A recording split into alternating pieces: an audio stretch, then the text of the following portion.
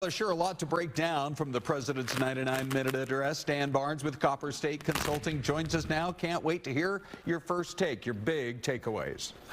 Well, that's a great way to start. There's so much to, my big takeaway is that if Democrats can't applaud objectively good things, they are falling into the very trap Donald Trump and the Republicans have set for them. Like the young man who was made a Secret Service agent after fighting cancer. Yes. I mean, there was a number of plays there where Democrats could show their humanity and say, yeah, we don't like the guy that's speaking, but this is objectively a good thing.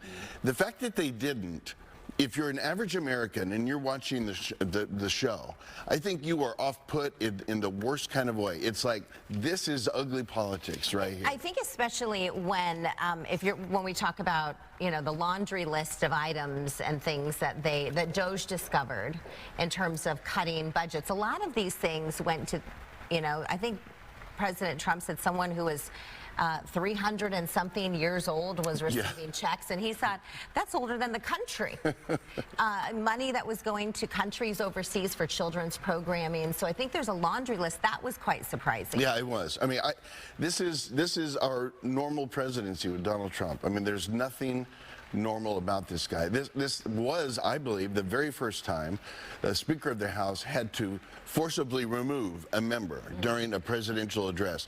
Ron and I are old enough to remember a few years ago. Hold on there, Stan. When someone, all right, go ahead. I mean, it's very kind of you not to put me in that group. One small misstep by the audience, and there was scolding and apologies that came later. Now it's Democrats holding up signs, and I thought, I mean, look, I'm a bipartisan guy. I like my Democratic friends. I happen to be a Republican, but it backfired. I think the show backfired for our Democratic friends. Even Ted Cruz, you know, kind of to the right in the GOP, he said, I used to applaud Joe Biden every year when he came in for the State of the Union speech. But Stan, I just wonder how all of this played. False, you know, they have the little signboards they could hold up, you know, or yelling at the president, particularly when the CBS YouGov poll came out this morning. 77% of people like what he's doing, cutting waste and government spending. 77% like what he's doing when it comes to the crackdown on immigration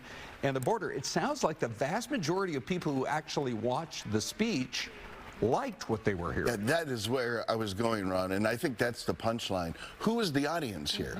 You know, it's not, you know, pencil heads like us that are watching this stuff. It is the average voter. And to your point, the average voter likes what he or she is seeing. And back to my main point, Democrats holding up signs, Democrats not applauding objectively good things, and otherwise looking petulant and angry, does not help them. Nancy Pelosi, when they were taking some of the cutaways of her, I think exactly what you were describing. But can we talk about tariffs for one brief moment? Maybe the Americans' response to the thoughts on tariffs and the fear, I guess, of higher prices for consumers. Yeah, that is unknown territory in our modern day. I don't think the average voter, again, I think that's the audience, understands tariffs and understands how it will directly affect them personally. When the president says tariffs will mean that in the long game, manufacturing and jobs will come back to America, I think most people like that. In the short game, if tariffs mean my avocados go up and my guacamole is more expensive, we don't like that. So we're going to have to see when the cars crash into one another what really comes out the other side. One more question. Did Alyssa Slotkin do enough to kind of elevate herself to a major player in the Democratic Party last night? I don't know if that means running for president, if that would still be like a Gavin Newsom and a Kamala Harris, but did she? Yes, I thought she did fantastic. Really did. I mean, some of these speeches after the president are really weak, and some of them belly flop, but she did very well. And I think objectively, if you're watching this as an open-minded person, you thought that was a very good retort to what the president said. And I think a couple of things. She's female. She's very smart, and she's younger. And so she appealed to three different... A lot of good things. And former CIA, all that credibility. Okay.